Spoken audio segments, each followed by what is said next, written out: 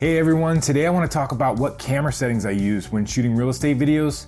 I'm going to split this up into two sections, the first of which will run down all the basics. So your shutter speed, aperture, ISO, white balance, your color profile, and also frame rate. So we're going to look at all the basics. And in the second section, we're going to look at a few sample shots from on location to get some real world examples of how I adjust these settings from shot to shot to get a good and proper exposure during an actual shoot. First, shutter speed. The rule of thumb is that you want to double your frame rate. So if you were shooting at 24 frames a second, then you're going to want to put your shutter speed setting at 1/150th of a second. For real estate, I like to shoot at 60 frames a second. So if you were doing that, then you want to put your shutter speed at 1/120th of a second. You can deviate from this a little bit, but generally speaking, just as a rule of thumb, this is a good guideline to follow. Next, let's look at aperture. What you set your aperture to is going to affect two things. One, the amount of light that you're letting into your camera, and also the depth of field. So the lower the number, say f2.8 versus f7, the brighter your exposure is going to be, and the shallower your depth of field will be. I try to stick to somewhere around at least f4, and this is when I'm shooting wide at 16 millimeters. So if you want to get like a detail shot, then isolating your subject might be something you want to do, and having a zoom lens somewhere around 50 millimeters and shooting at something like f3.2 is going to give you a nice cinematic look and really isolate that detail that you're trying to highlight. Moving on to ISO, generally speaking, the lower the number, the cleaner the image is going to be. So if you're shooting outside, then keeping this number down to around 100 is going to give you really solid results. Things get tricky when you start shooting interiors. In some conditions, there's like really dark rooms and you need to bump up your ISO to get a proper exposure. But the higher your ISO, the more noise starts getting introduced into your footage. This is also where what camera you're shooting with is going to play a big role. A lot of small sensor cameras like Micro Four Thirds and APS-C don't handle higher ISO ranges as well as, say, like a full frame sensor camera, which can handle higher ISO ranges and still produce really clean images. Don't get me wrong, Micro Four Thirds and APS-C cameras can perform very, very well in many aspects and are really great cameras.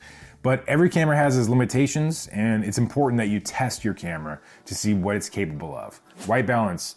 I personally leave this setting in auto.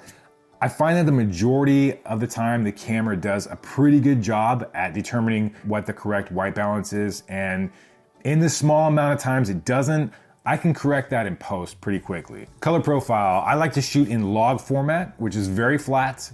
It pulls down the highlights and raises the shadows, and what this does is give you the most dynamic range out of your camera. So this helps avoid any blown out areas in your shots like windows. I personally like to shoot this way because this ensures that I'm gonna get the best color corrected and best color graded videos that I can possibly achieve. There is a downside to shooting this way in that it does require more work in post to properly correct the footage.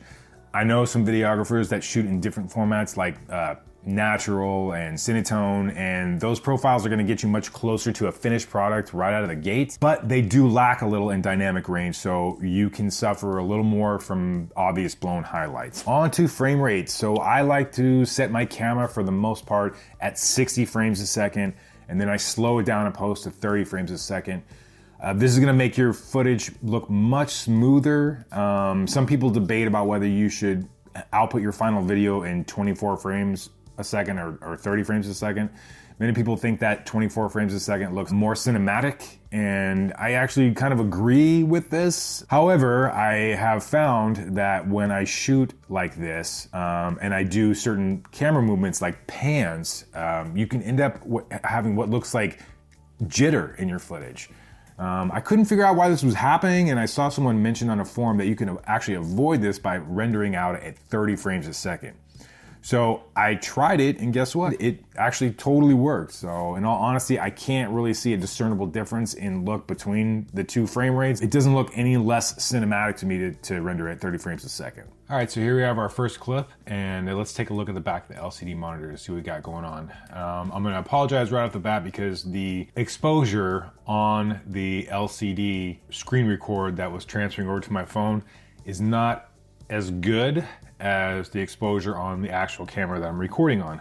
So I will show you what the view from the camera is after we kind of dissect this a little bit. So here's what we got. We're at 1/125 shutter speed. I'm shooting at 60 frames a second, 59.94. And right now my ISO is at 640. 640 when shooting in log format on this particular camera, on the Fuji X-T3, is the lowest that it will allow you to go. I find that this is completely acceptable and I get very clean images out of this.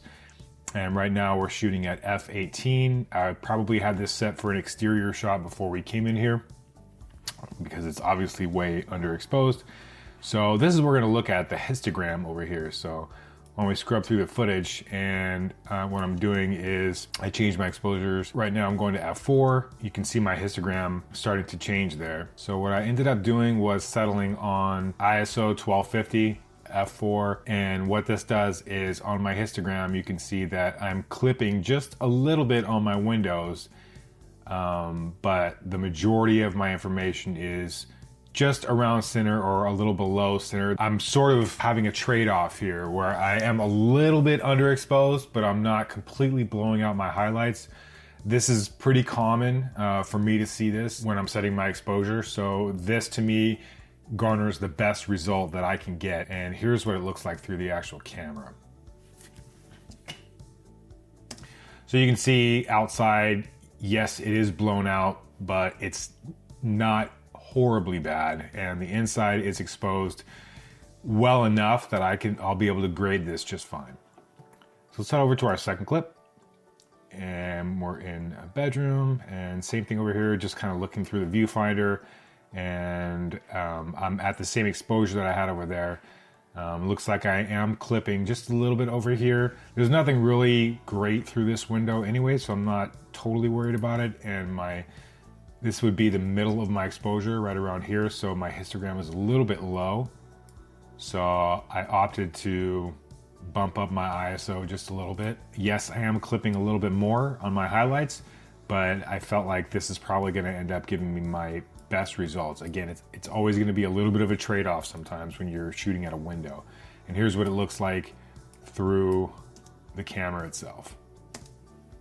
Head on to our third clip, and still had the same exposure for the other room. So coming into this clip, you can see we've definitely, overexposed here. So let's see how we change things up. Brought it down to, let's see.